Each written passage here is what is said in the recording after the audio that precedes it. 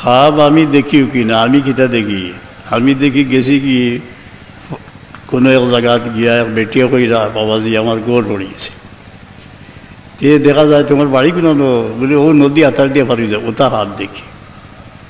তার একটা ঘটনা কইলেই, আমি চতুর্থ শ্রেণীতে বা পঞ্চম শ্রেণীতে পড়ি, স্কুল ছুটি হওয়ার পরে বই ওখানে বাড়ির সামনে এক মহিলা এত খান্দা দিরা কইলাম গো মাই খেতে হয়েছে বলে সব বাড়িতে আইলে আমার কথা কইন জানি, আমার গোটটা একেবারে শেষ হয়ে গেছে, পুড়ি হয়ে যান। তোমার বাড়ি কোনো বেশি দূরই না, বগলো রয়েছে বই গেছি গিয়ে, উফ বড় নাজে আল খান্দিল। আইলাম আবার বাদে আমার মাই ডাকিতাম আমরা, বাবারে বাবা, মাইয়ে গরম হয়েছে কইলে গেছিলে কই বলে বেটিয়া হাতে ধরি লইয়া গেছি।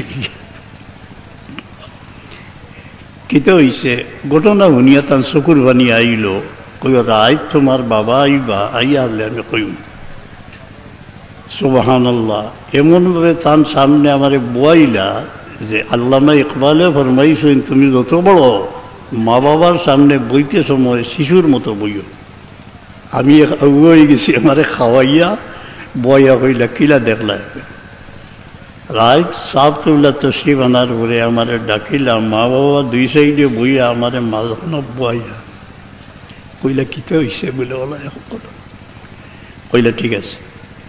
ও যেইনি তাই ইন্তজাম করতা তানে কইলা খাইল গড় বানাও সন্ধি বানাই লইত।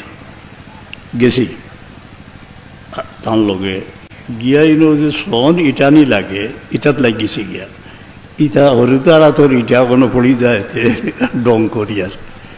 ও পয়লা ট্রেনিং, একটা পয়লা ট্রেনিং হইল আমার ইলেইনে। এরপরে মাশাআল্লাহ গড় হয়ে গেছে কি, এই যে আমার শৈশব স্মৃতির থেকে বলছি, যারা মা বাবা জীবিত আছেন বিনীতভাবে তাদের সামনে বসিও। খাব আমি দেখিও কিনা, আমি কিতা দেখি, আমি দেখি গেছি কি কোনো এক জায়গাত গিয়া এক বেটিয়া কইরা বাবাজি আমার গোড় পড়িয়েছে। তে দেখা যায় তোমার বাড়ি কোনো বলে ও নদী আতার দিয়ে পারি যায়, ওটা হাত দেখি।